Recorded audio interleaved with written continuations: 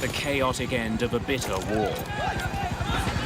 The world's largest airplane is loaded with orphans and headed for safety.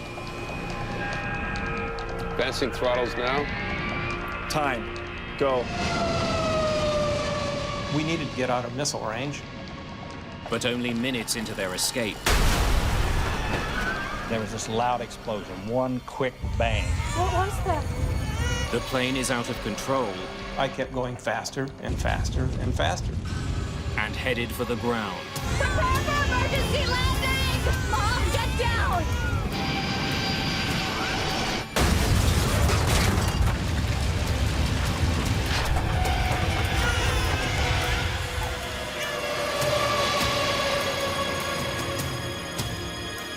And then it was quiet.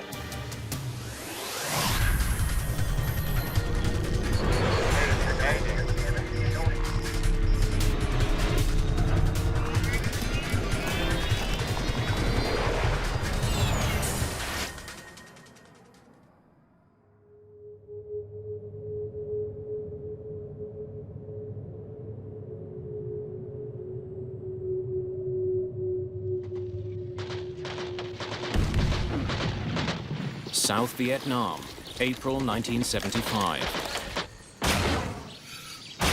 After more than 10 years of fighting, the United States is on the verge of defeat.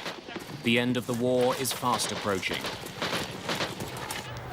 The enemy is closing in on the capital.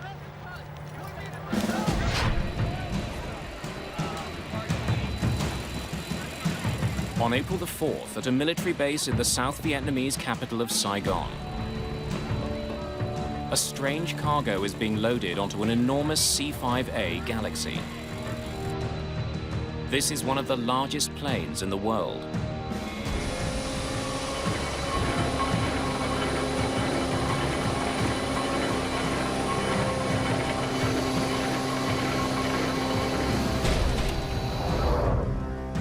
The C5A is primarily a cargo plane. Its hold is wide enough to carry tanks and tall enough to move buses. Above the cargo area, there's a small number of seats. Both the passenger area and the cargo bay are being pressed into service today.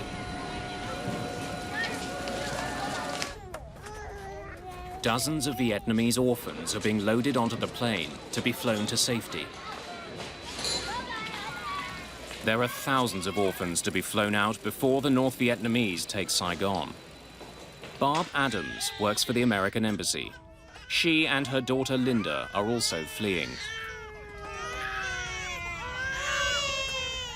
On April 4th, my mom came home and told me that I had 1 hour to pack one suitcase and that we were going to be escorting the orphans on an orphan airlift back to the United States.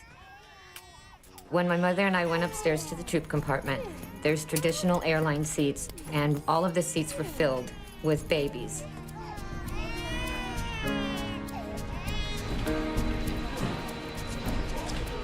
Sergeant Ray Snediger is in charge of loading the plane's massive cargo bay. Make sure it's secure. We got people down there. It was hard to control the situation.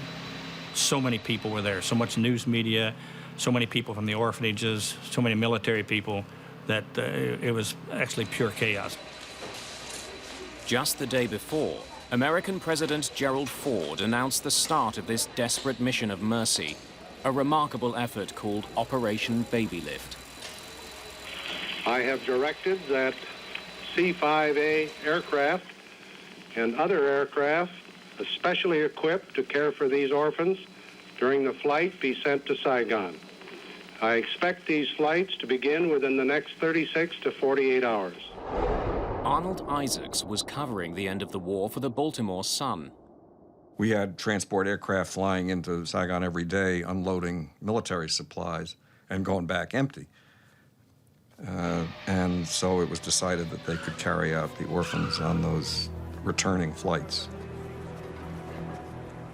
There were a lot of cameras and reporters out there covering the loading and the departure of the plane.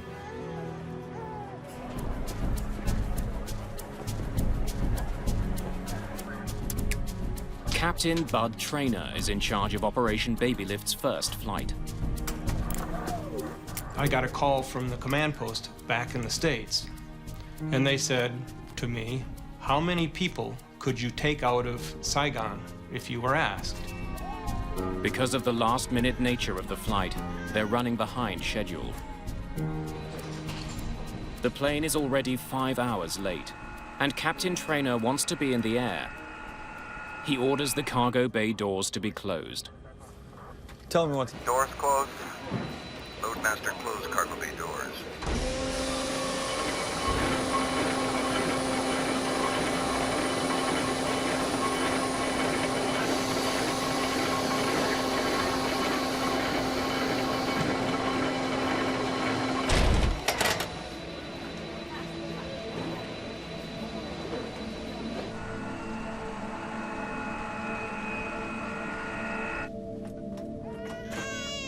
The youngest of the 145 children have been crammed into the upper passenger section of the jet. My mother and I were both assigned 3 rows of seats with maybe 4 to a row.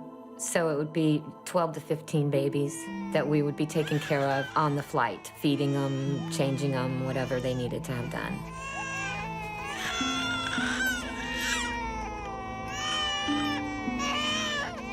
Ina? Have a good flight, Ina.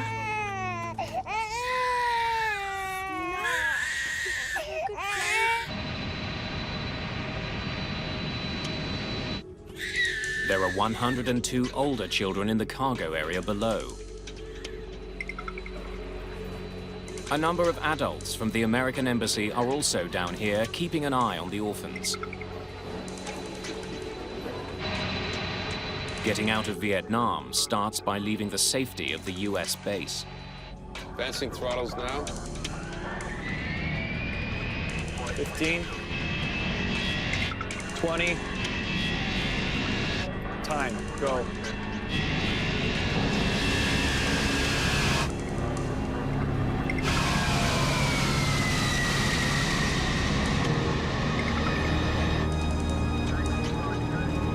Gear up.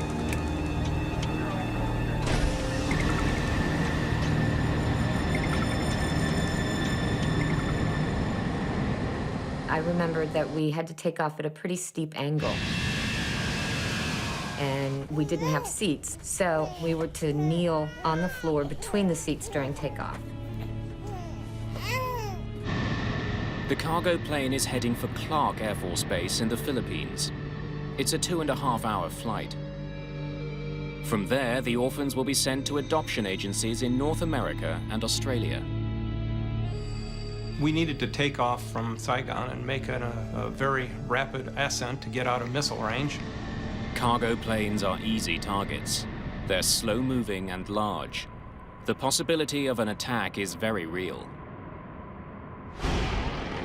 Just 5 days before, North Vietnamese troops captured the South's second-largest city, Da Nang. South Vietnamese forces are retreating towards Saigon. In the capital, the situation is chaotic. Thousands of South Vietnamese civilians are desperate to leave. Every day, another province was lost, especially after Da Nang fell. The population of Saigon, I think, began to fall into a sort of a paralyzed, petrified terror. Never, not for one moment that I remember, did you have a feeling of anyone rallying to defend the country.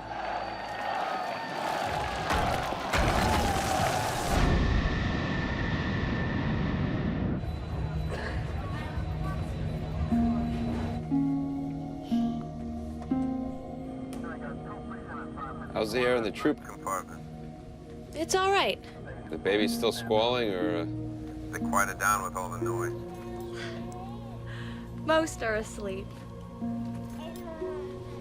Just as well.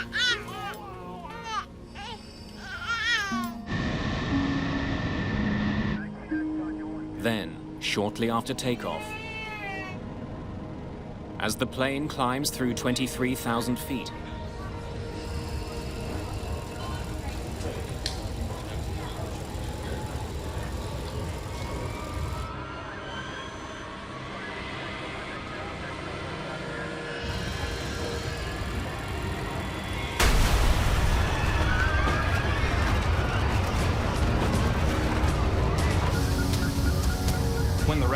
decompression occurred, the plane filled with this mist.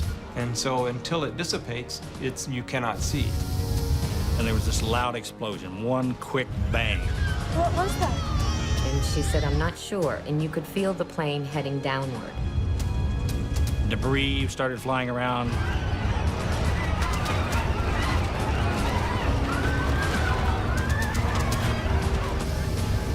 It's a classic decompression.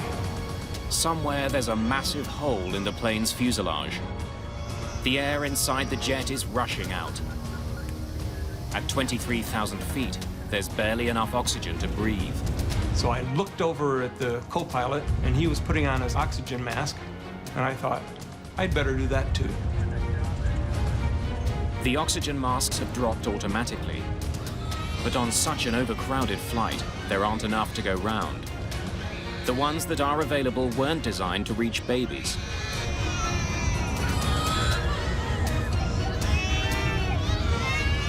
As I looked out the window, I saw the ocean. And I said to my mom, I said, we're crashing, aren't we?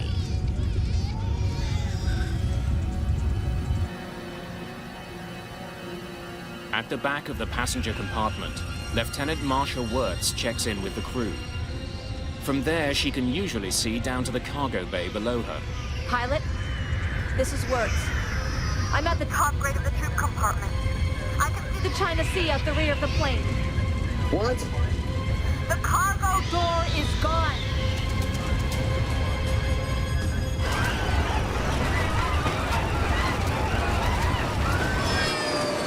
With more than 300 people on board, Captain Bud Trainor's jet has lost its breathable air. Somehow, his massive aircraft has been badly damaged. And he's a long way from a safe place to land. The inaugural flight of Operation Baby Lift will not make it out of Vietnam.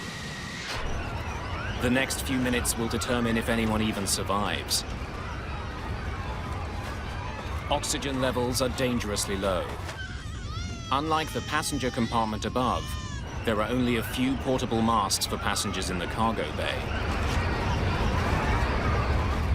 My first priority after a rapid decompression is to get the aircraft back down to a breathing altitude for all the passengers, which is 10,000 feet. Taking it back to the airport.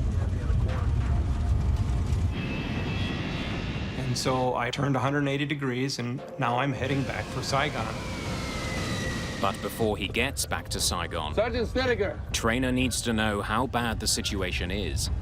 The airplane is going down in a left bank. At that particular point, I sense that we're going down. I go to the cockpit.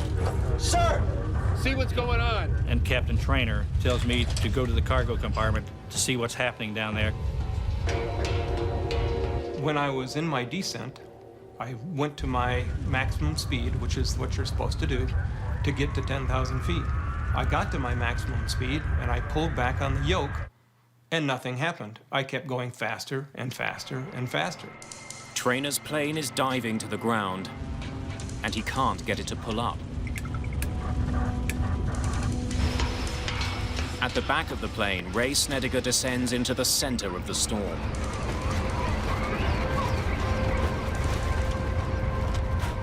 When I came down, I noticed there was a lot of chaos in the cargo compartment. Obviously, people were frightened. So I'm actually crawling and stepping over people that are combat loaded on the floor.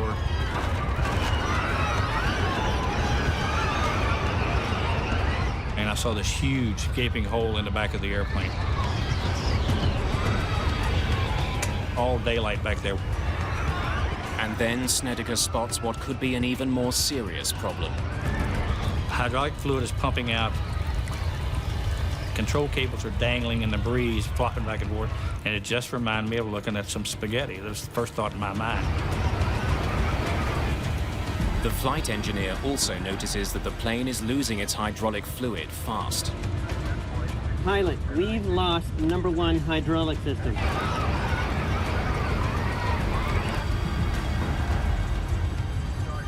We've just lost number 2 hydraulics. Hydraulic fluid helps the crew move the massive control surfaces on the plane. The rudder and elevator at the back, and the ailerons and flaps on the wing. There are 4 separate hydraulic systems on the plane. Now 2 of them are completely empty. And as Trainer dives towards 10,000 feet, his plane is going much faster than it should, and he can't pull up. And I kept pulling back on the yoke, thinking that I could slow down, pull back more and more and more. I'm not getting anything out of the yoke. How about you? Nothing. And we were just totally puzzled. What is going wrong? Pulling on his yoke should bring the plane's nose up and slow it down. If he can't pull the plane up soon, it'll plow straight into the ground. And I'm concerned at that point we're still falling. We're not leveling out.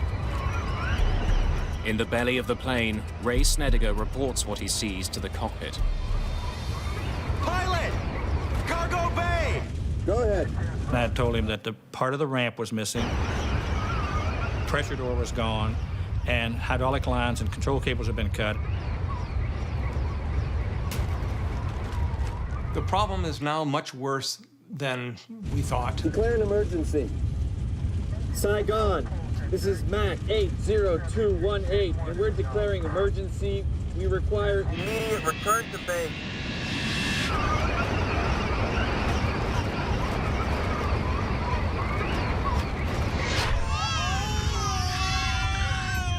Unlike commercial airlines, there was nobody that came onto the PA system and announced what was happening. So I just kind of focused on the children. After struggling with his crippled jet, Trainer's efforts finally seem to pay off. And now the airplane levels itself off, and we're saying, wow, thank goodness that we're finally making it out of this. As quickly as it leveled off, the plane begins to climb again. The nose of the jet begins pulling up into the sky. And so I relax the yoke, and what happens? Nothing. I'm still going straight up now. Unless Trainer can gain some speed, his plane will soon stall and tumble from the sky. And it got higher and higher, and pretty soon I'm going almost straight up. In desperation, he dips one wing, forcing the nose down. I'm now in a very, very steep dive, and there's nothing I can do, seemingly, to bring the nose up.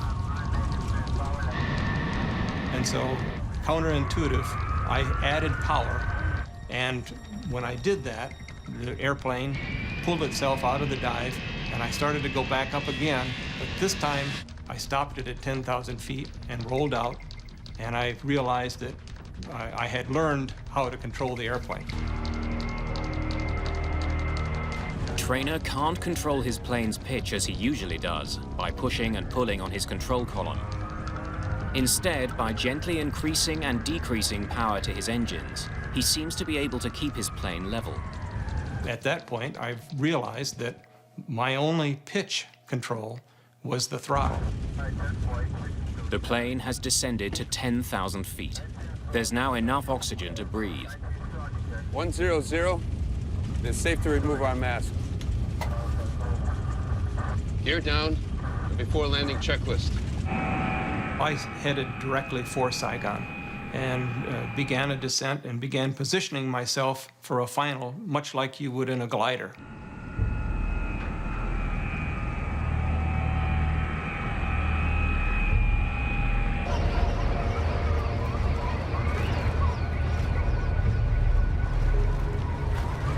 Don't worry. They're taking care of it up in the cockpit. We're gonna be down soon. I'm trying to provide comfort to these passengers.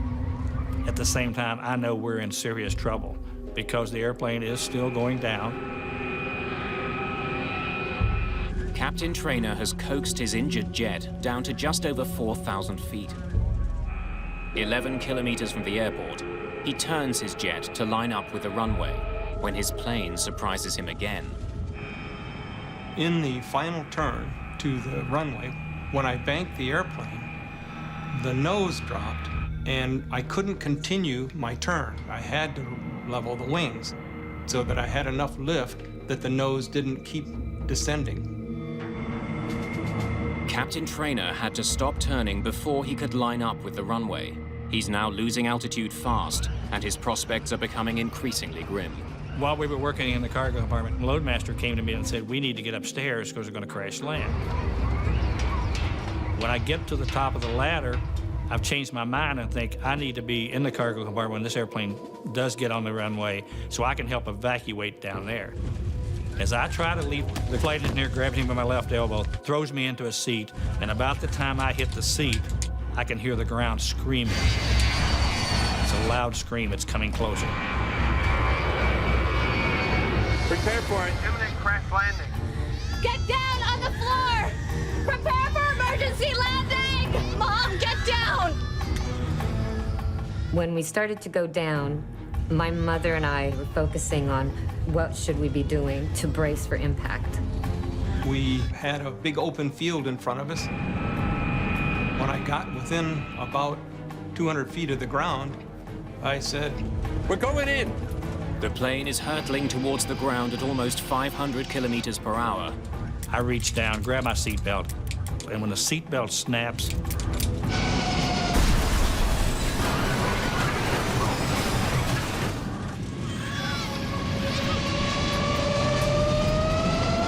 we touched the ground relatively easily, and we popped back in the air.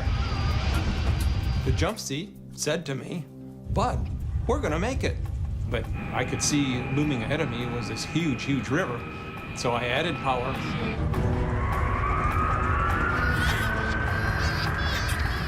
My mom was on one side of the aisle, and I was on the other. And she says, "Come over here and sit with me."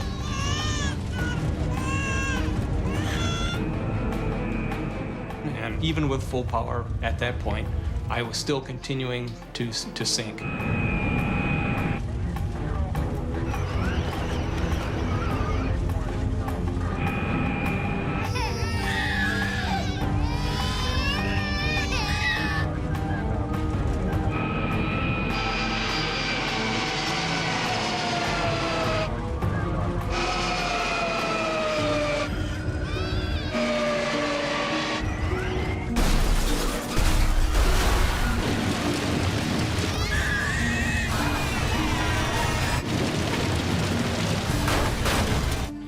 my whole life went into slow motion. The airplane is coming apart where I'm sitting. All kinds of debris is flying through the air. And it went on and on and on. It seemed like forever. When I was going upside down, I remember saying, goodbye to my wife a couple of times, because I was gone.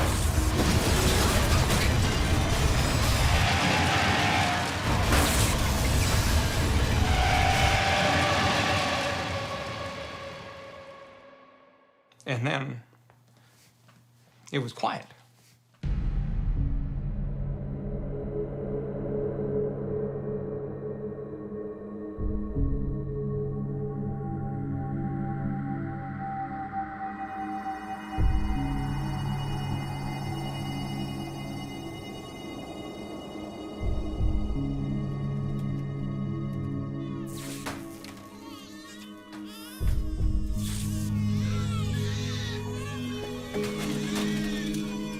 When the plane came to a stop, I looked for my mom. I didn't see her anywhere. At that point, it was all a little bit surreal that I didn't even really know what had just happened. All I knew was that we needed to get the babies out of there.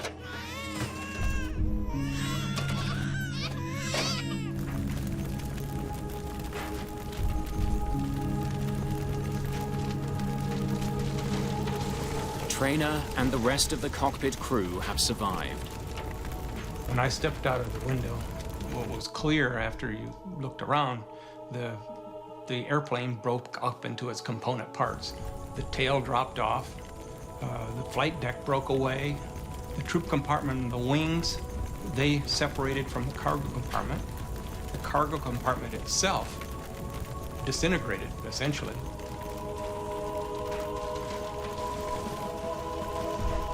Behind the cockpit, the plane's wings, which hold the fuel tanks, are burning.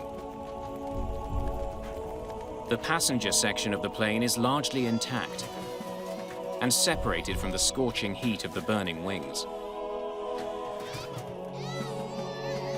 Lieutenant Wirtz and many others who had been in the passenger section survive. Then we started bringing babies out. And I could hear some helicopters coming. At that point, I was not looking for my mother because I had been assured that she was okay. I was to go to the hospital and just wait for her there. And then that's when I took a couple of the babies and walked over and got on.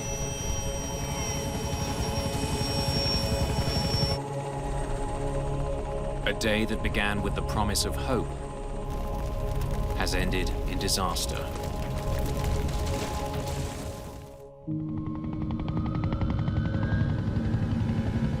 Just minutes after the crash of the first baby lift mission, rescue workers are on the scene searching for survivors.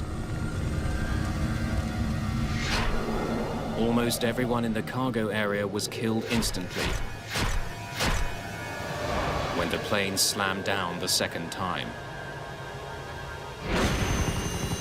The dead, the injured, and the survivors are taken to hospitals in Saigon and Thailand. Since I was not injured, I just took a seat and was waiting for my mother while they brought in a lot of the babies. Then somebody came over to me and told me that my mother had died.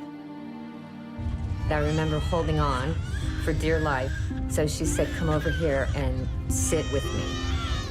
Barb Adams' last decision was to be near her daughter. Just as I sat down on the floor, we must have hit. She flew forward somewhere. And that's the last time I saw my mother.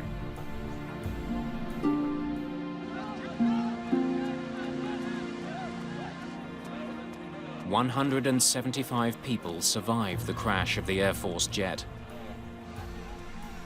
But more than 150 have been killed. More than half of them were children.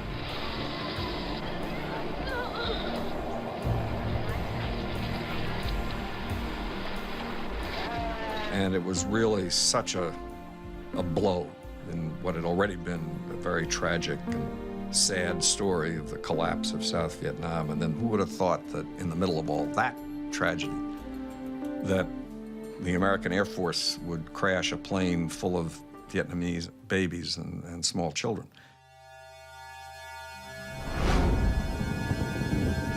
The investigation begins immediately. The next day, along with the investigators, Captain Bud Traynor returns to the smoldering wreckage of his plane on a special mission of his own. I had to leave a couple of crew members out at the aircraft. And so I went back the next morning. The bodies of 2 dead crewmen are still pinned down by the wreckage. So we took a lot of tie-down chains and put them together and did the old heave-ho with a whole lot of people to move the flap of wreckage that was pinning the 2 crew members.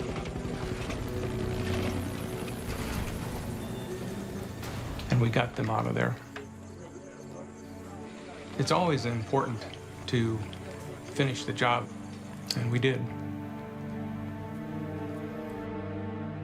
But then I had a very naive approach to what was going to happen next. I kind of envisioned the guys in the silver helmets and put out the white rope. This is going to be a secure site. And that was when I got the shock that, hey, there are no guards out here. There's a Vietnamese soldier going through my suitcase wearing my flight jacket.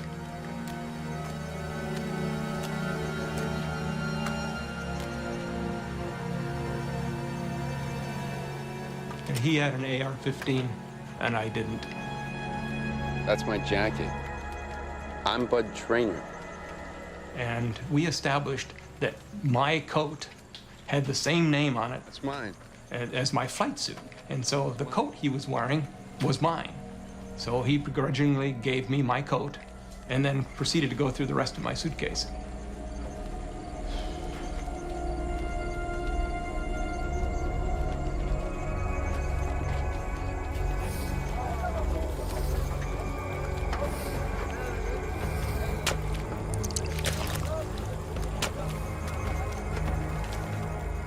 It's not only Trainer's jacket.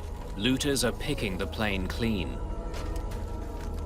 Dave Scheiding is a structural engineer with the Air Force. When we got to the site, we had some concern to begin with because there was a tremendous amount of civilian people out there actually picking up parts, which, of course, that didn't help us much as far as the investigation goes. He's part of a team that goes to Saigon to try to figure out why the plane crashed. This investigation was very unique from a couple of standpoints. The first standpoint, of course, the people taking parts away from us, but second, the country was in extreme chaos. It was essentially falling. Frank Huskin is also part of the investigative team. The NVA and the VidCong are all around, and we were only out there during the daytime, but it was a very uncomfortable feeling. Very uncomfortable feeling. One of the first things we wanted to rule out was sabotage and a bomb. So we brought in dogs from the Philippines, bomb-sniffing dogs. Taken back there to the rear of the plane. With North Vietnamese soldiers so close, a direct attack or sabotage are obvious theories.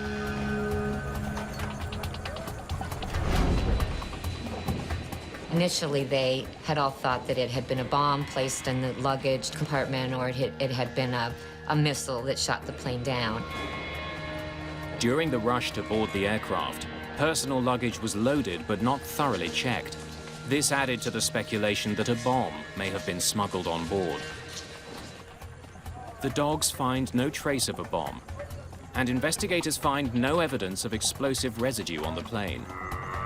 It clearly wasn't attacked, but something had caused the cargo door to fail. We had to find the doors, if at all possible, to make sure that we didn't have a problem with other C5s that would cause this type of crash. Soon, the massive C5As will be desperately needed to get America out of Vietnam. Finding out what happened to this one couldn't be more urgent. It was beyond important. At the time, we had approximately 100 C5 aircraft. We grounded the C5s until such time that we could figure out, one, what the problem was, and two, what were we going to do to prevent it from happening again. Hey, guys! As they examine the wreckage, investigators also try to find out why the crew had such difficulty controlling the plane. Look how this is sheared off. The cables that Ray Snedeker saw leaking hydraulic fluid were the ones that controlled the plane's elevator. Since the elevator controls pitch, Captain Trainer had no way of guiding his plane up and down. Cargo bay! Declare an emergency. Saigon. Emergency. Return to base. When there's no control of the elevator, which allows for up and down pitch, an airplane will set up an oscillation up and down. His oscillation started as nose was going down, and then it picked up speed, and then it started pitching up.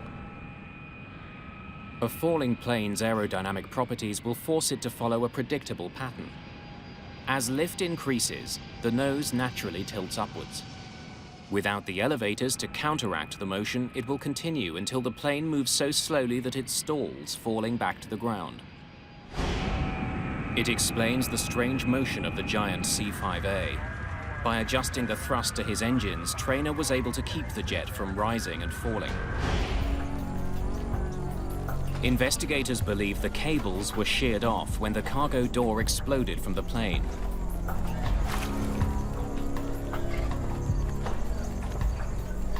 But they still don't know why the door failed in the first place. Then we made the determination we were going to have to try and find the doors. But the doors are somewhere at the bottom of the South China Sea. Our next problem was trying to figure out the ballistics of those doors. Nobody had ever even thought of figuring out ballistics of two doors flying through the air from 23,000 feet. Relying on the airspeed and the altitude at the moment of decompression, investigators learned the plane was 46 kilometers from the coast of Vietnam. When the doors went out, the airplane was moving across the water at about 600 feet per second. Therefore, we had to come down with a pretty good estimate for the Navy to even know where to look. Ships from the U.S. 7th Fleet crisscross the South China Sea looking for the rear door. For the first several days, they can't find anything. The South China Sea has swallowed the evidence.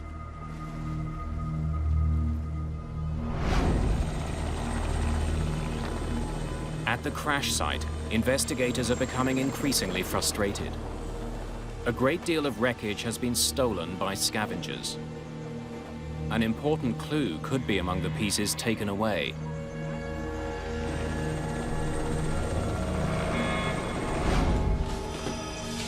To retrieve these parts, the Air Force offers to buy them back. The strategy was to provide leaflets throughout the city of Saigon and the surrounding area. We want every piece of material from the aircraft back, and we will also pay you if you will turn this in to us. 11 days after the crash, flyers are delivered to local officials and distributed throughout the city.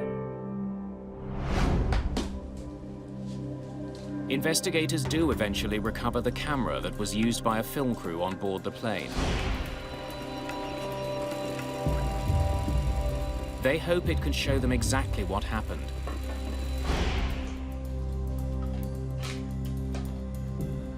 But the film inside the camera has already been removed. Another piece of the wreck turned in during the buyback program is just what they're looking for. We were trying to get the black boxes back because that's the thing we really wanted. All C5As are fitted with a computer system that records vital information about the plane's operation. It records engine settings, airspeed, altitude, and hundreds of other parameters onto a magnetic tape. The system is called Mayday, Malfunction Detection Analysis and Recording System. It wasn't found at the crash site.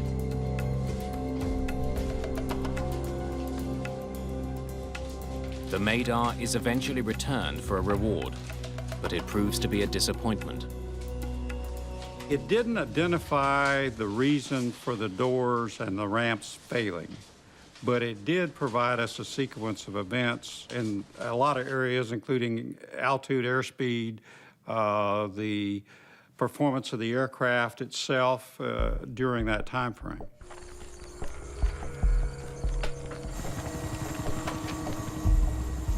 As investigators continue to look for the cause of the crash, the situation in Vietnam gets worse. 2 days after they receive the Mayday, the South Vietnamese president resigns. On April the 23rd, 100,000 North Vietnamese troops approach Saigon. The noose around the city is tightening quickly. While we were out in the rice paddy, you could see burning hamlets and villages, and in the distance they were on fire. You could hear the explosions and so forth of mortars. While the situation in Vietnam continues to unravel, the US Navy finally has some success at sea. On April the 26th, they find the cargo ramp and part of the pressure door of Trainer's plane. If investigators don't find the answers here, they may not find them anywhere. They're running out of time, and they're running out of leads. When the ramp is examined, investigators make a disturbing discovery. On that ramp, 2 of the stirrups were in great condition. They were perfect. They had not failed, so obviously it told us that at least 2 of the locks had just unlocked themselves. The C5A has 14 locks holding the rear cargo door shut, 7 on each side. The door recovered from the sea tells investigators that for some reason, 3 of the locks designed to hold it shut had either unlocked in flight or had never locked at all. This flight was actually like a ticking bomb. When they closed the ramps, all those locks would look like they were in a locked position. When it took off, the fuse was lit. And as the aircraft climbed out, the fuse kept burning. As the plane climbed away from Saigon, the pressure outside the jet dropped. The air inside pushed with increasing force against the cargo door. Then, as the plane passed through 23,000 feet, with 3 latches unlocked, the pressure on the door was too much.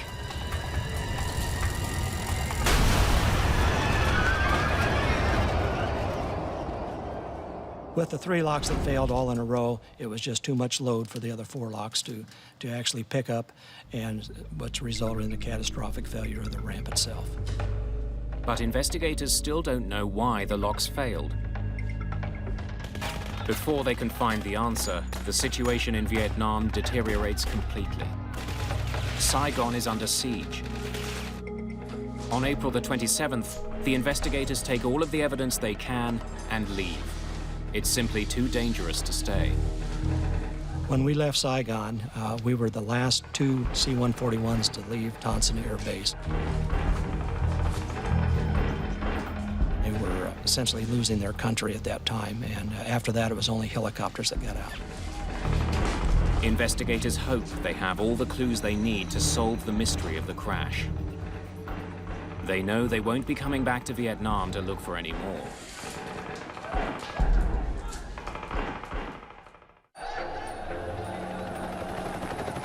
April the 30th, 1975. The war in Vietnam ends.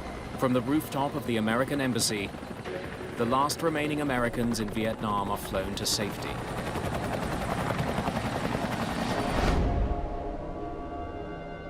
Back in the United States, investigators continue their work.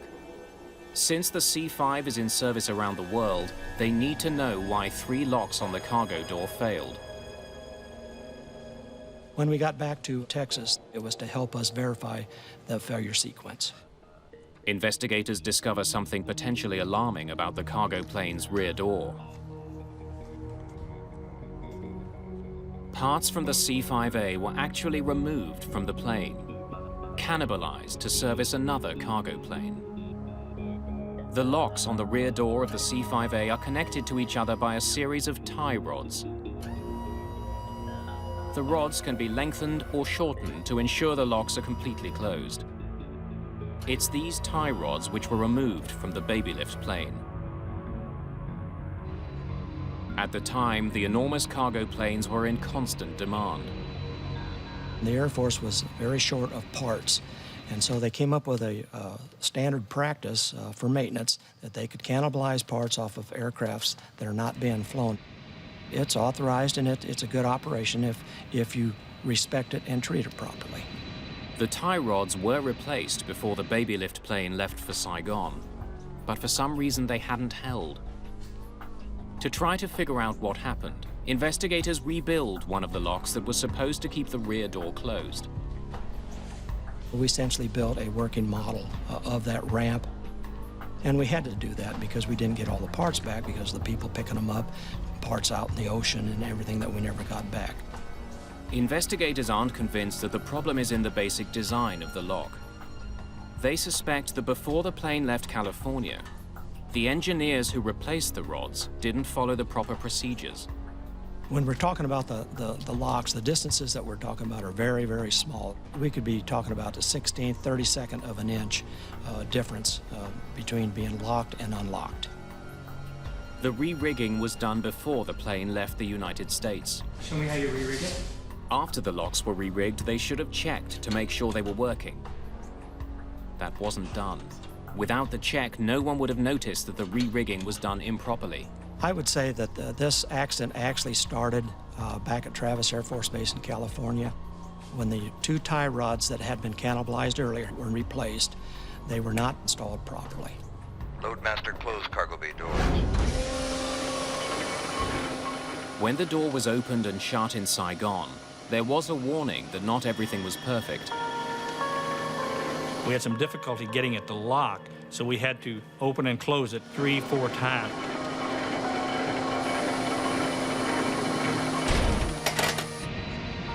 But it seemed to be routine, and in the heat of the moment, we didn't think anything about it. But 12 minutes after liftoff, as the plane continued to climb, The 3 improperly closed locks were forced open by the building air pressure. The remaining locks could not take the extra load.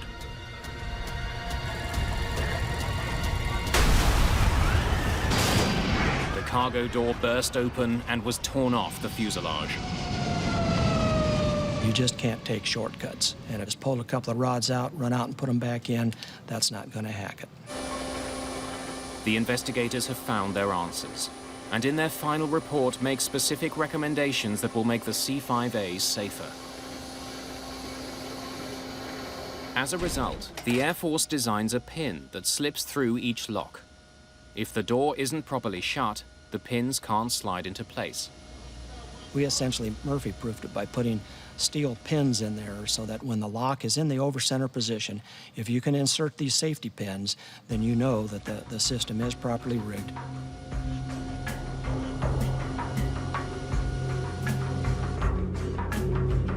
Ray Snedeker retired from the Air Force as a Chief Master Sergeant.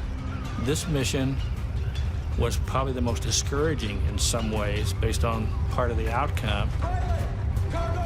But also, it was refreshing in the fact that we displayed such good airmanship, such courage, and we were able to save so many people. After 28 years of service, Bud Traynor retired from the Air Force as a colonel. I think everyone second guesses themselves to see if there was something else that they could do. I am very fortunate in that I never found something that I said, I sure wish I had done X. It just wasn't there. That pilot did a super job. The fact that anybody survived this crash is just remarkable. The ones that were saved are very fortunate that that particular crew was in charge of that aircraft. Being a pilot myself and knowing they only had 1 aileron and 4 engines, by rights they all should have been dead.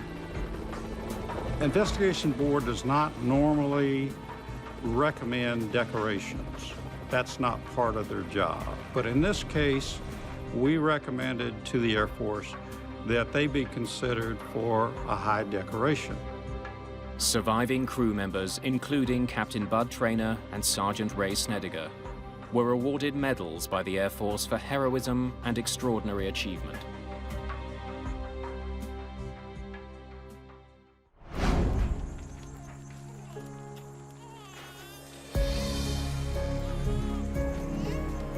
One of the orphans that survived was baby Ina. Ina? Today, she's known as Kelly Jackson Brownlee. April 4th, 1975. It's definitely a pivotal point in my life where I left part of myself behind in Vietnam. When Operation Baby Lift resumed, Kelly, along with hundreds of other orphans, were flown to the United States. She was eventually adopted by a family near Seattle, Washington. There was a 25-year anniversary in April of 2000, and it brought together all of the adults that were adopted from Vietnam. And I ended up meeting someone who was very special and actually ended up marrying. Chris Brownlee and his wife Kelly were both airlifted out of Vietnam on April the 5th, 1975, one day after the crash.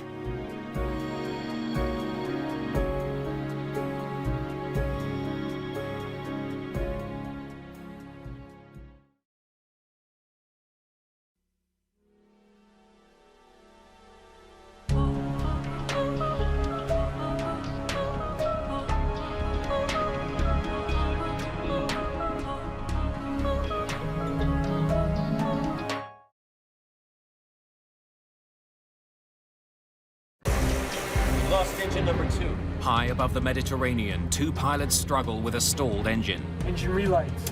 Negative. Stop. Engine 1 is flamed out. 45 miles from land, the pilots make a difficult decision. Prepare to ditch. Oh my God, be merciful. Passengers are forced to make life or death decisions on their own. Do not inflate your vest!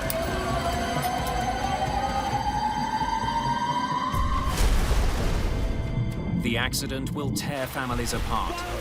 set in motion a massive rescue effort at sea, and trigger a multinational investigation to discover why both engines on one of the world's most popular planes stopped in mid-flight. Mayday, Mayday.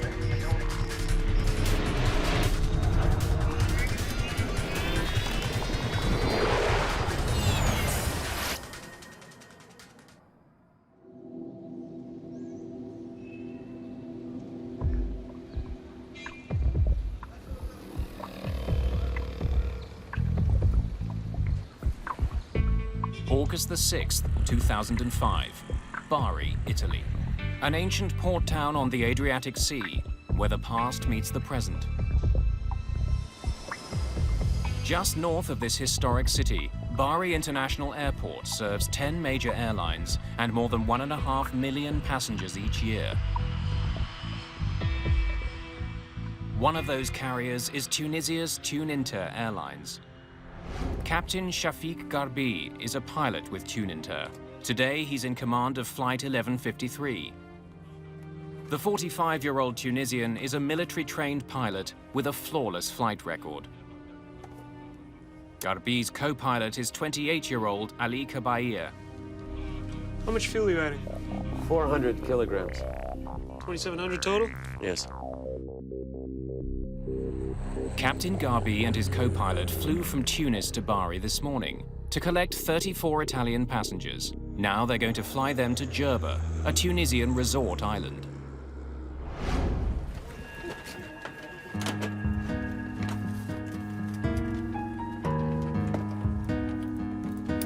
Among the passengers is 31-year-old police officer Luca Squicciarini. His girlfriend Paola is traveling with him. Our first choice wasn't Djerba, it was Cape Verde. The thing with Cape Verde is that it was a period of terrorist activities. The flight would have left from either Rome or Milan. Since they are two large airports, Paola was afraid that there would be an attack, so we chose not to go to Cape Verde. It was my first trip with Paola. We met the previous winter. We had plans to marry the following year. To tighten your belt, pull on the loose end of the strap. To release your seatbelt, lift the upper portion of the buckle. Ladies and gentlemen, your life vests are located beneath your seats. To inflate the vest, pull firmly on the red cord, only when you're leaving the aircraft. If you need to refill the vest, blow into the mouthpiece.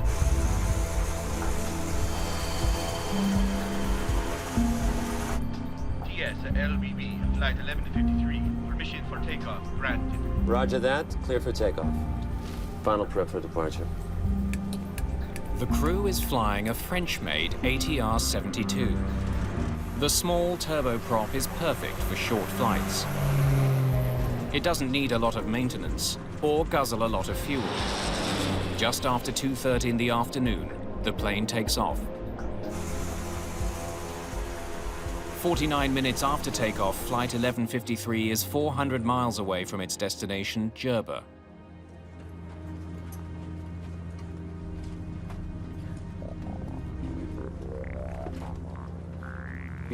So we started chatting with other passengers. We were all excited. We talked about the vacation. Like Luca and Paola, Barbara Baldacci is on her way to Djerba for a vacation with her fiancé Francesco. Barbara was 23 years old. She was on the verge of realizing her lifelong dream of graduating in biology. After writing her final exam, she decided to take this vacation with her fiancé, Francesco.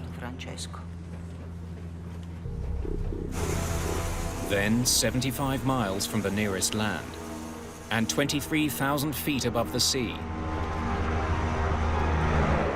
the plane's right engine stops working. We've lost engine number 2. Let's get to 17,000 feet. TUI 1153, request 170. TUI 11. Captain Garbi begins an emergency descent. Sending 170. When you have a single engine flameout, you would descend down to a lower altitude, the air is thicker, the propeller is more efficient. Under current conditions, the ATR-72 can best fly on one engine at an altitude of 17,000 feet. Power lever, flight idle, start button. The crew struggles to restart the right engine. Negative. Fuel supply, check. But then, less than 2 minutes after the first engine quits,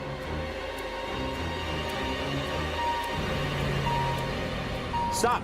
Stop. Engine number 1 is flamed out. both of the plane's engines have stopped. Si è spento inizialmente il motore destro. The engine shut off. Inizialmente pensavamo fosse addirittura un Our attentato, first thought was of a terrorist attack, since there were so many at the time. We tried to figure out what was happening, so we looked towards the cockpit to see if someone was trying to sabotage the plane. Se qualcuno voleva sabotare l'aereo. The plane is now falling to the sea at 800 feet per minute. Mayday! Mayday! Mayday! DUI 1153. We have lost both engines. Request immediate landing at Palermo. The crew still hopes to reach an airport, but they have 70 miles of ocean to cross before they're over land.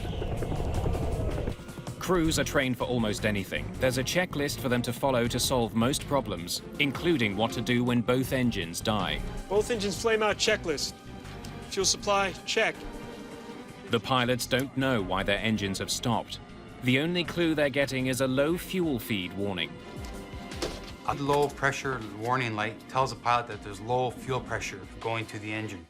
Now that could be a mechanical problem, or that could be a contamination problem. The crew follows the steps laid out by the manufacturer to relight their dead engines. Fuel supply, check. Power lever, flight idle. Start button. Engine relight. Negative. Get Shokri. The captain asks the cabin crew to bring the onboard engineer, Shokri Habui, to the cockpit. Palermo approach. This is TUI 1153. We have lost both engines. Request immediate landing. The closest airport is in Palermo, on the Italian island of Sicily. TUI 1153, Palermo. Affirmative, you are clear for landing. Palermo approach. What is our distance to the airport? Your distance to Palermo is now 48 nautical miles. An ATR-72 will fall from the sky at a predictable rate. 1 foot down for every 16 feet forward. 48 nautical miles is further than the plane can glide. I don't think we're gonna make it.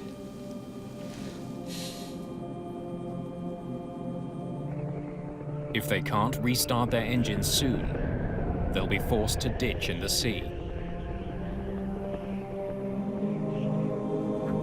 Ditching at sea is a very difficult decision to make because it's the hardest thing to do.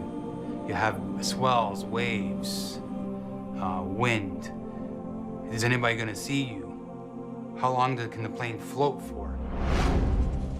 Landing a passenger plane on water is extremely dangerous. In 1996, an Ethiopian Airlines pilot was forced to bring his 767 down on the Indian Ocean. The ditching was recorded by a tourist on a nearby beach. 50 people survived, but 125 people died. The crew of this small plane doesn't usually include an engineer. When there is one on board, he usually travels in the cabin. I remember this person looked at the stewardess and shook his head as if saying no after the second engine had shut off. Per cui allo spegnimento di tutti e due I motori.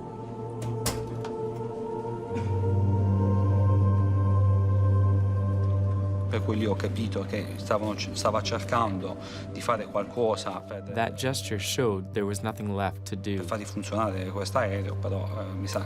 The crew of Flight 1153 has tried all it can. They're running out of time and options. Flight engineer Shokri Habui has joined in the struggle to get Flight 1153's engines started. You've run the checklist? Yes. The captain hopes the engineer will know something that isn't covered by the checklist. Attempt to restart the engines. Right engine first. Fuel supply, check. Engine 2 start, power button, on. Engine relight, negative. Palermo approach, TUI 1153. Any closer airport where we can land?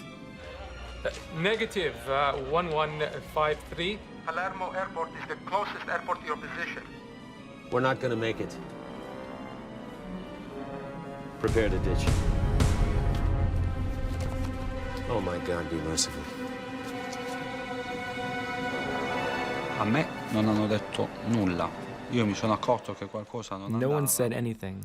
I noticed something wasn't right because the two engines shut off.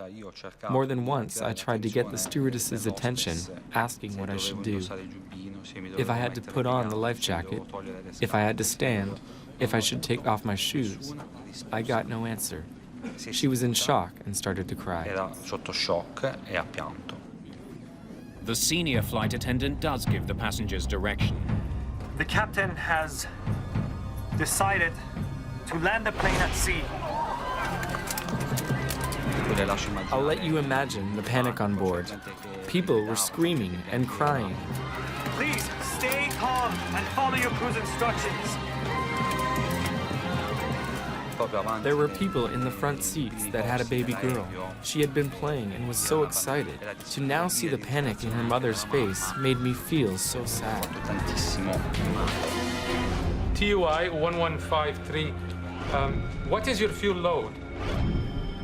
Cockpit fuel quantity 1,800 kilograms. Captain Garbi's fuel gauge shows that he has plenty of fuel. But for some reason, neither engine will restart. Just 10 minutes after the trouble began, the plane is 7,000 feet above the ocean and falling. Outside, it's completely silent. But in the cabin, there's panic. Please remain in your seats with your seatbelts fastened. My first instinct was to undo my seatbelt to prevent getting trapped when we hit the water. I didn't want to be trapped in my seat and go down in a horrible way. Secondly, I put on my life jacket and quickly blew it up. I did this to soften the blow of the impact. Il giubbino di salvataggio e l'ho gonfiato subito. Do not inflate your vests until you left the plane. A plane ditching at sea will more than likely fill with water. That's why safety procedures call for passengers to only inflate their life vests once they've cleared the plane. Otherwise, they could become trapped inside the flooded fuselage and drown. In the Ethiopian Airlines crash, many passengers ignored this advice and drowned after surviving the initial impact. Negative.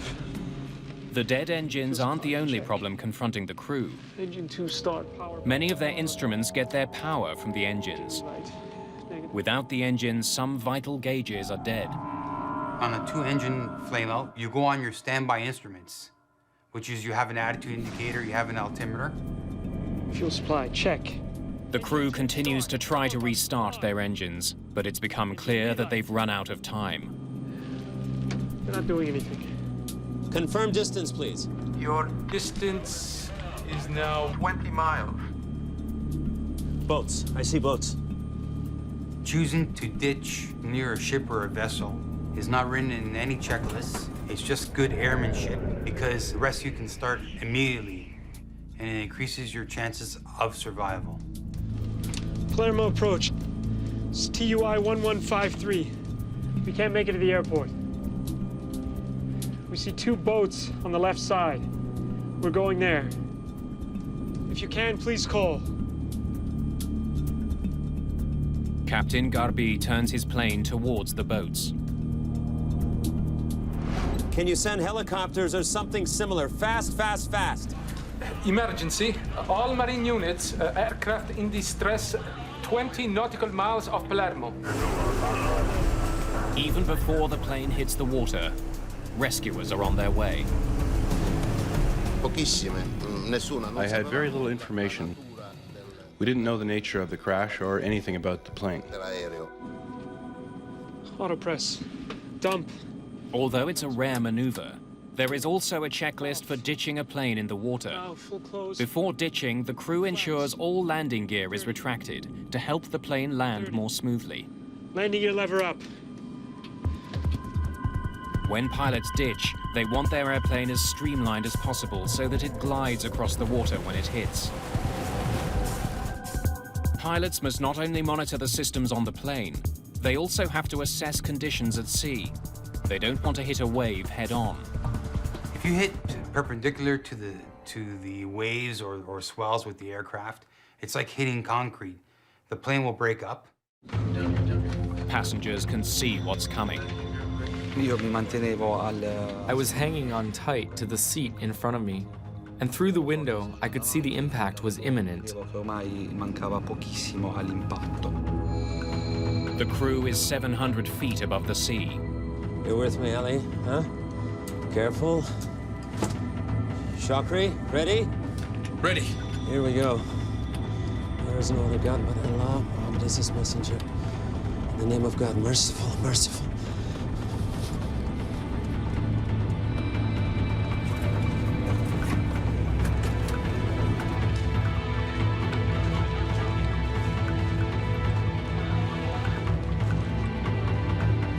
At a speed of 145 miles an hour, the plane collides with the sea.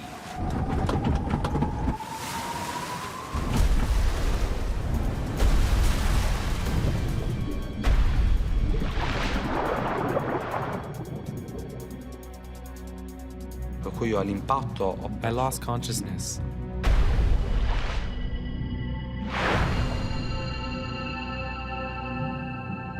I woke up in the water. I was 2 or 3 meters underwater. I came up to the surface wearing only my pants. I had lost my life jacket and clothes on impact. I got to the surface and grabbed onto a bag. I was in shock.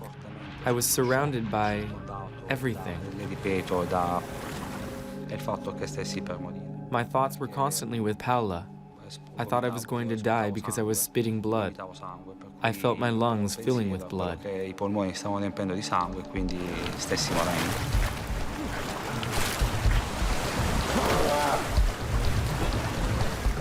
Captain Garbi survives, but has been seriously injured. Co-pilot Ali Kabair has also survived, but flight engineer Shokri Haboui is killed. No one aboard the nearby boat saw Flight 1153 crash into the sea. The plane has broken into 3 pieces. The tail section and much of the fuselage sink to the bottom of the sea. But the largest section, containing the 2 wings, stays afloat. It becomes a makeshift life raft for survivors. But not all of the passengers have survived. Many haven't made it out of the plane and to the surface.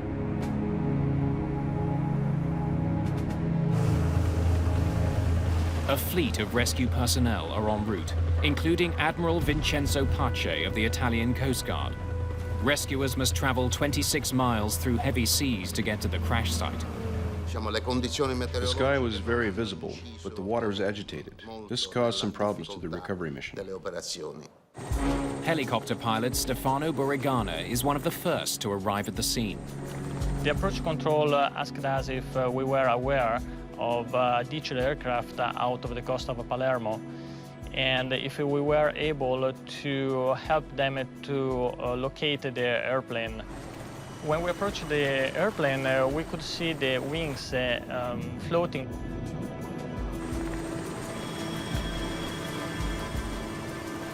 There were several people in the water around the aircraft, all floating, and everybody with their jacket inflated. Borigana spots Luca Squicciarini floating, away from the main wreckage. There was one man without his jacket, and he was the farthest from the airplane. I decided to go over him and throw one of our life jackets to him. The Coast Guard arrives and begins pulling survivors from the sea. The actions of the people in the water made us very agile. Because of what they were doing, we ourselves did not panic. We had the calm collaboration of all these people because despite what happened, they knew help was coming and they would be rescued. Within the hour, the crash site is teeming with rescuers. They search for survivors from the water and from the air.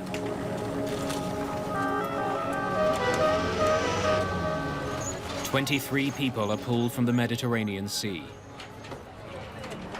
But 16 have died in the crash, including Paola Di Ciaula.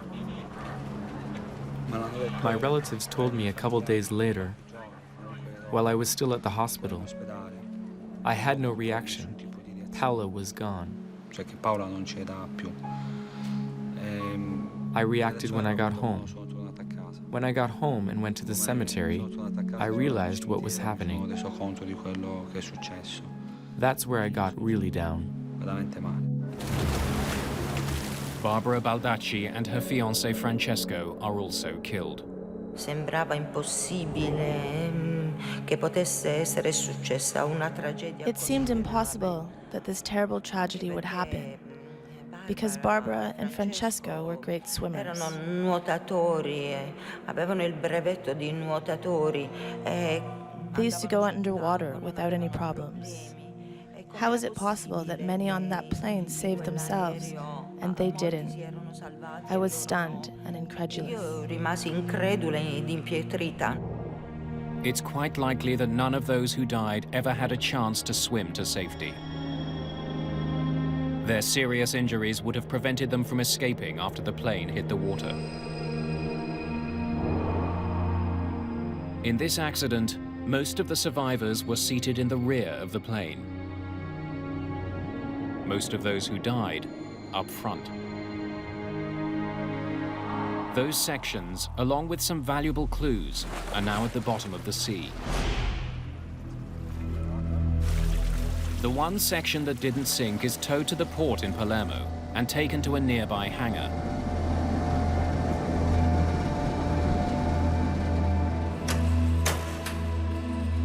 A team of agents from Italy's National Flight Safety Agency, the ANSV, begin looking for leads. Their job, find out why Flight 1153's engines stopped in mid-flight. We need to collect as much as evidence as possible in order to fulfill two main answers. What happened and why had it happened? They are led by Chief ANSV investigator Vincenzo Panetta. I arrived in Palermo the day after the accident, on the 7th, very early in the morning. Per piacere, permesso. A flight test engineer by training, Panetta has led several air crash investigations. The engines and central fuselage of Tuninter Flight 1153 have been recovered. The rest of the plane lies somewhere off the Sicilian coast. The main challenge of the investigation was the fact that the flight data recorder and the cockpit voice recorder and also the front fuselage were 1,500 meters under the sea. While the Italian Navy conducts a deep-water search for the rest of the wreck and the crucial black boxes, Italian investigators are given some assistance by the plane's European manufacturer. ATR's Giuseppe Caldarelli is here to find out if there's a flaw with the company's plane. Anytime there is an accident, and also one people die, for me is a big accident. Worldwide, hundreds of ATR-72s cross the skies each day. Those aircraft have a very sound structure and robust systems, and are very cost efficient. Together, Panetta and Caldarelli set out to find why both engines on such an advanced airplane died in mid-flight. TUI 1153, we have lost both engines. Before it happens again.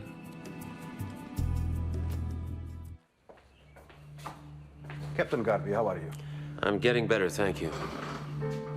Investigators want to know what happened in the cockpit of Tuninter Flight 1153 when the engines died. Without the cockpit voice recorder, they must rely on the recollections of surviving passengers and crew members. The main cause of double engine failure could be a lack of fuel. But according to Captain Shafiq Garbi, lack of fuel was not the problem. What were your fuel readings? The fuel quantity indicator said 1,800 kilograms of fuel. What is your fuel load? Cockpit fuel quantity 1,800 kilograms. Fuel supply, check. Was there any warning that you were low on fuel? There was definitely no low fuel warning. Just a low feed pressure light. The absence of a low fuel warning and the presence of a low feed pressure warning is a major clue. This set of alarms usually indicates that there is a problem in feeding the engine with fuel. Since the plane's gauges indicated that there was fuel on board that did not get to the engines, ATR's Giuseppe Caldarelli looks for flaws in the fallen plane's fuel delivery system.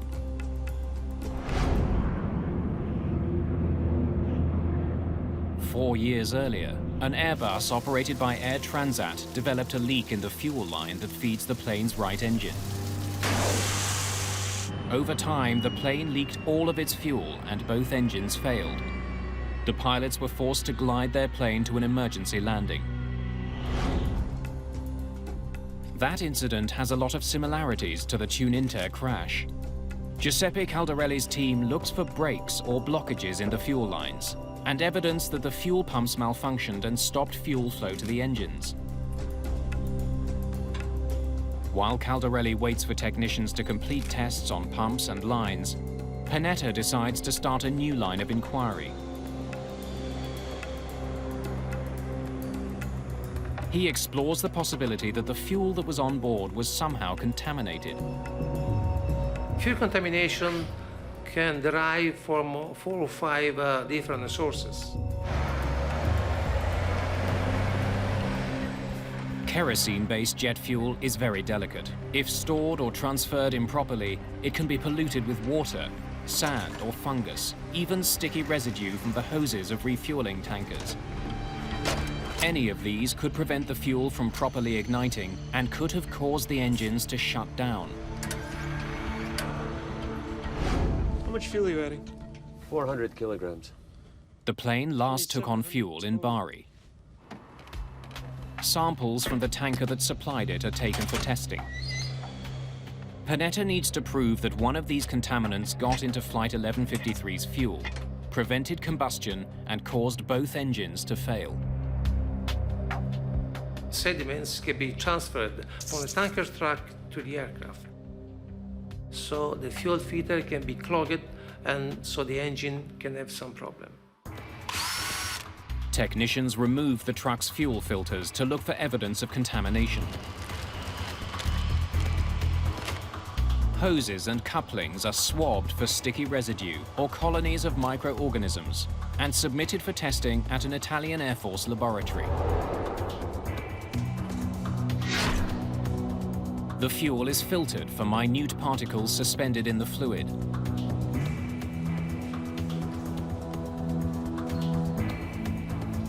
And carefully examined for impurities.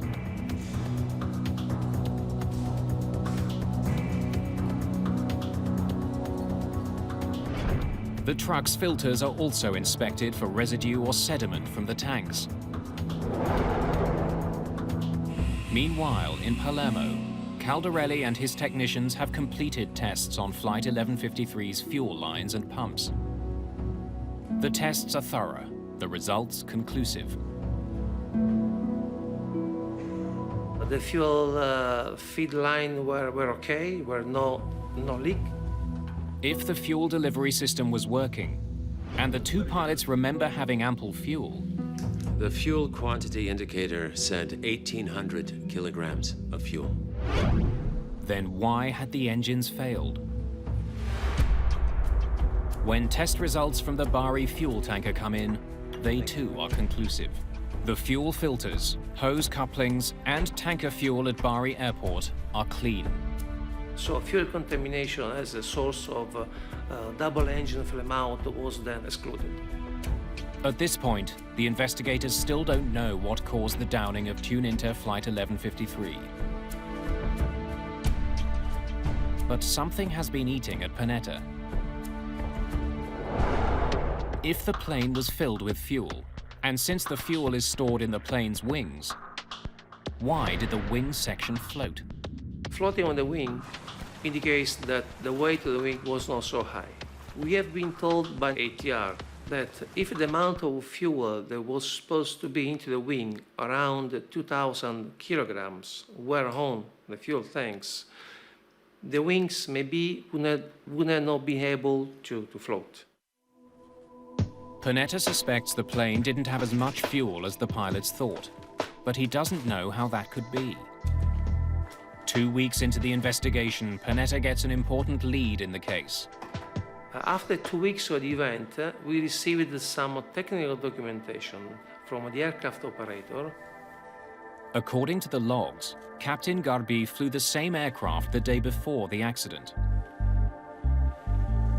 After that flight, he reported a problem with his fuel gauge. When he left the aircraft the day before, he reported that the right display float indicator was out of service, so it needed to be replaced. The fuel quantity indicator, or FQI, is a gas gauge that tells pilots how much fuel is left on board. The lights on the FQI were malfunctioning, and Captain Garbi made a note of this in the maintenance log. We were able to see that the fuel quantity indicator was changed the day before the event. The maintenance log raises the possibility that the FQI that the mechanic installed was not the right one for the plane. It doesn't seem to have the right model number. Tuninter flies 2 models of ATR aircraft, the ATR-42 and the larger ATR-72.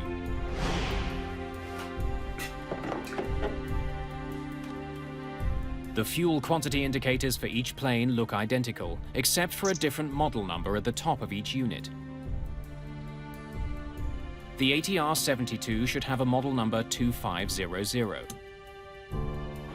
But according to the logs, mechanics installed a unit with the model number 2250 instead. Tuninter's maintenance logs offer a valuable clue. But for Panetta, there's no definitive proof that the wrong fuel quantity indicator was installed on the plane. It could have been a mismatch in that aircraft documentation, so we need to prove that. There is only one way to know for certain whether Flight 1153 had the right fuel quantity indicator. Go find it at the bottom of the sea. We need, of course, to recover the wreckage from bottom aircraft to physically see what was the fuel quantity indicator installed on the aircraft. Not until 3 weeks after the crash do investigators recover wreckage from the sea. The data from the plane's black boxes confirms what the pilots have been saying. There was no warning of low fuel, so there appeared to be enough fuel to make the flight. The black boxes can't solve this mystery. Investigators hope that the tail and front section can. They are hauled aboard a naval vessel from the sea.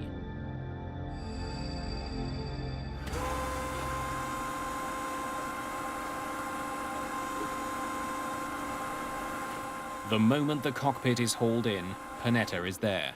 There's only one thing he wants to see inside.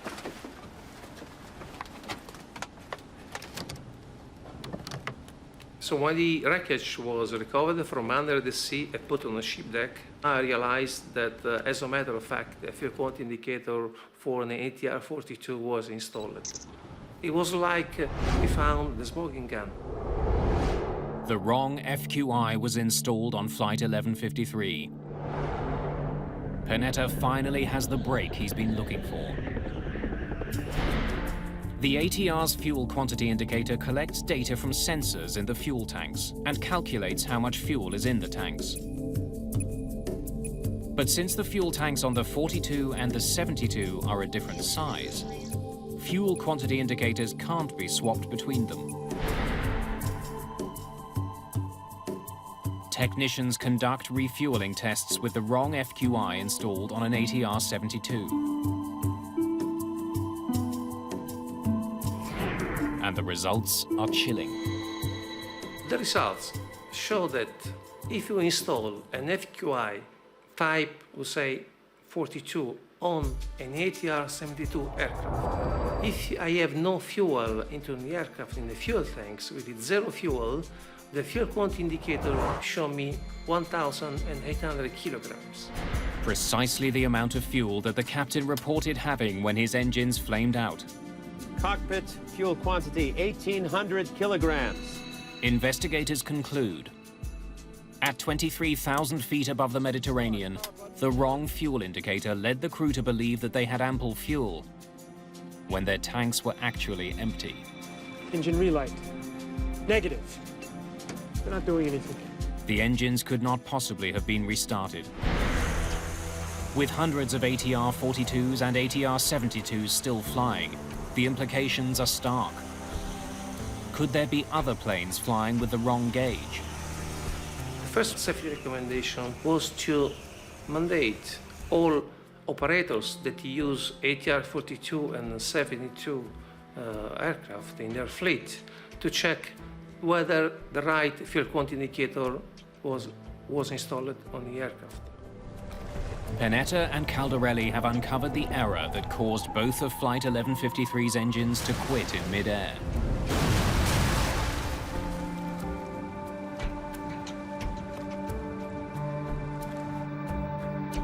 But the case isn't closed.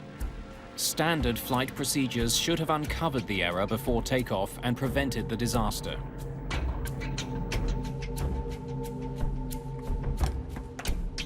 Captain Garbi's aircraft went in for repairs in Tunisia the night before the crash. The plane's FQI indicated 790 kilograms of fuel in the tank. After the new fuel quantity indicator was installed, it showed that there was almost 4 times as much fuel on board, 3,100 kilograms. The following morning, Captain Garbi noticed that the fuel levels had gone up. He assumed the fuel had been added. But when fuel is added to an aircraft, a refueling slip must be left in the cockpit. Where is the refueling slip? The pilot asked to the flight dispatcher where was this refueling slip, but the flight dispatcher was not able to find this refueling slip. I'll get it to you when you get back from Jerba. Roger that. There was no refueling slip because the plane hadn't been refueled.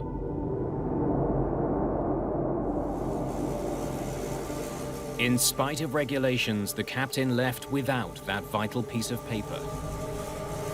There are some standard regulations requiring the pilot to take off only when he is sure about the quantity of fuel. With the wrong fuel indicator on board and less fuel than he believed, Captain Garbi makes it to Bari, Italy, and tops up his plane for the next leg of the trip to Jerba.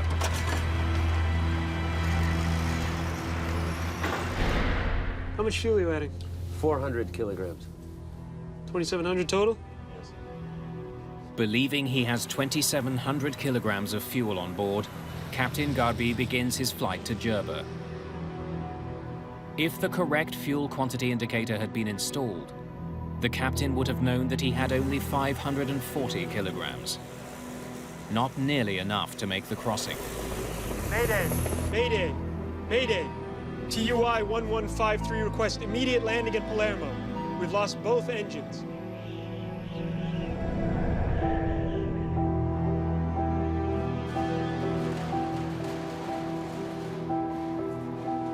Panetta's investigation comes to a close.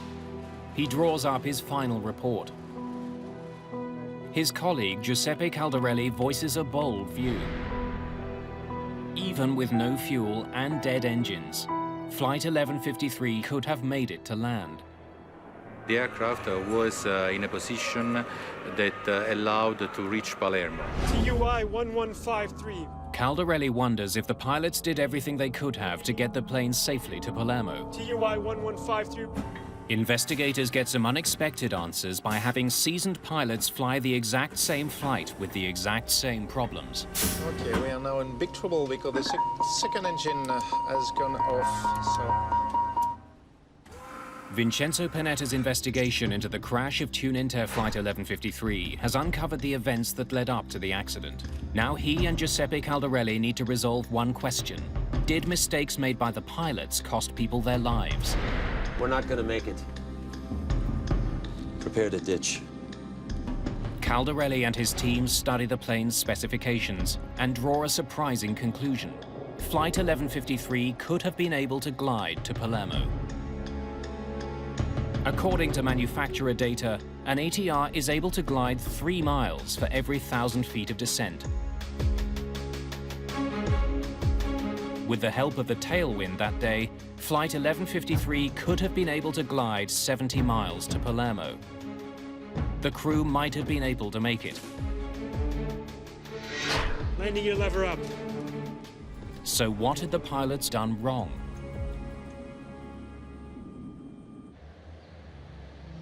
To answer that question, Panetta and Caldarelli recreate Flight 1153 in the flight simulator at the ATR facility in France.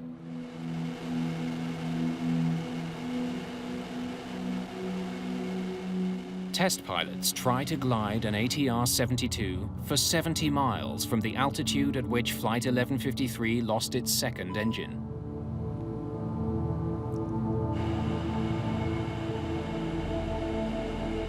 The simulation was requested to see the range of the aircraft starting from the second engine out. Double engine flame out, you have to be very aware of the configuration of the aircraft in order to keep as much as possible the altitude and distance to fly before the crash. Stop! Stop. Engine number 1 is flamed out. With both engines out, the priority is to keep the plane gliding as far as necessary.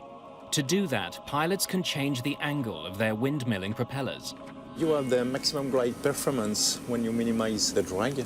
It's very important to think to feather the propeller in order to reduce the drag. Feathering the props involves changing their angle against the wind. The maneuver reduces drag. When you want to feather the propeller in flight, you first have to reduce the power lever to idle and put the condition lever back to feather position. The crew did not feather their props when their engines quit. The windmilling propellers created enormous drag. If the crew of Flight 1153 had feathered their props, they may have been able to glide further than they did. Let's get to 17,000 feet.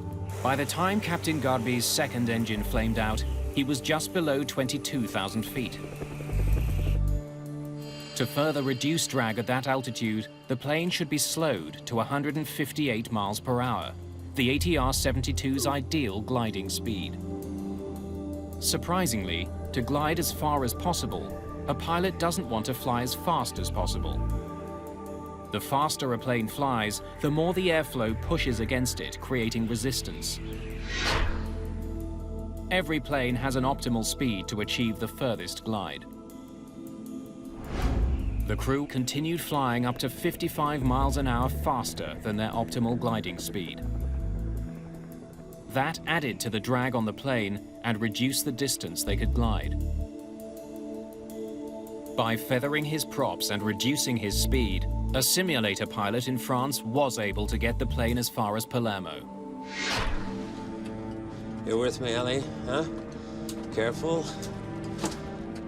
Flight 1153 hit the water 26 miles from shore, well short of what the plane was capable of achieving.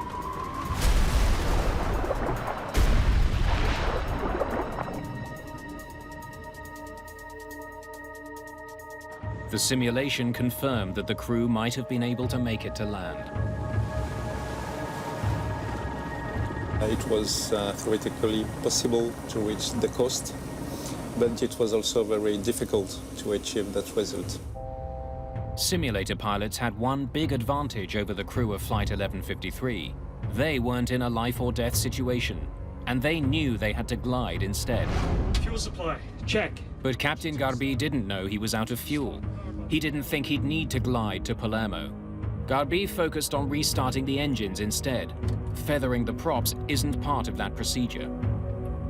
If the captain had known he was out of fuel, he might have acted to maximize glide instead. Once he realized that his engines wouldn't start, his focus was on trying to find a place to ditch the plane. Captain Garbi also had to contend with a lack of instruments, as well as radio interruptions. TUI 1153. What is your fuel load? Cockpit fuel quantity 1,800 kilograms. Most importantly, Captain Garbi had the lives of his 34 passengers to consider. Of course, it's much easier to cope with that kind of situation on the simulator, because if you do wrong, if you crash the aircraft, you have the magic button, right, reset, everything is okay again. And that's very different in the real life with passengers behind and when it's your life. Your distance is now 20 miles. We're not going to make it. The simulation highlights the importance of proper training to deal with unlikely situations, such as a twin-engine flameout. In aviation, it's a very rare event. Vincenzo Panetta's report urges airlines to train their pilots how to ditch without engine power. Better pilot training is just one of 17 safety recommendations in the accident report. Perhaps the most important, that ATR redesigned the fuel quantity indicator. In order to prevent a fuel quantity indicator type 42 on a 72 aircraft and vice versa. To prevent mechanics from installing the incorrect part, Panetta believes that the only answer is to design the FQIs so that they only fit on the plane they're meant for. 9 men face charges of criminal negligence for the downing of Flight 1153, including the tune-inter mechanic who installed the wrong FQI, and Captain Garbi.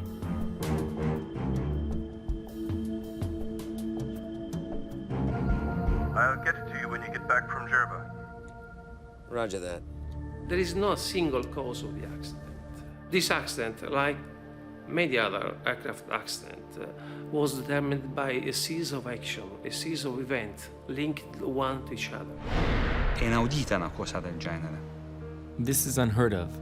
Avrei accettato di più se si fosse rotto un motore. I would have accepted the engine breaking or a window shattering. But to have people die because of a lack of fuel? Persone perché manca di carburante su un aereo. Per evitare che si possano ripetere altre tragedie. We remember this to avoid such other tragedies, so that when you board a plane, you don't have to endure anything, not even the simplest things. Semplici, perché sono quelle cose più semplici che si potrebbero evitare. Because it is the simple things that can be avoided. Tragic events like this should not happen. Dei disastri così gravi. Attempt to restart the engine. The crash of Flight 1153 was caused by a series of grave errors on the ground and in the air. But the flight data recorder does show that the crew's last move before hitting the water was absolutely perfect. Here we go. According to the available evidences, the flight data recorder and also some statement released by the crew that survived, the aircraft touched the sea first with the rear part of the aircraft at an altitude which is compatible with the optimum pitch altitude of the aircraft, which is 9 degrees. Captain Garbi raised the plane's nose up to 9 degrees at the last possible moment. So instead of plowing into the sea, his plane glided along the surface of the water.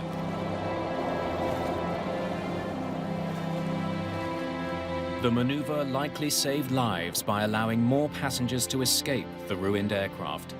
His flying may have prevented this accident from becoming an even greater tragedy.